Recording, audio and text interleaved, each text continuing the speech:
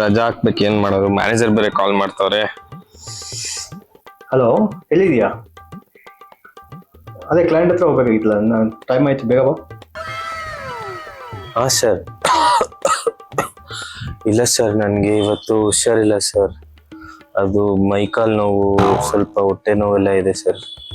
ನನಗೆ ಎದ್ದೋಳಕ್ಕೂ ಆಗ್ತಾಯಿಲ್ಲ ಸರ್. ಸಿಕ್ಲಿವಾ? ಸರಿ.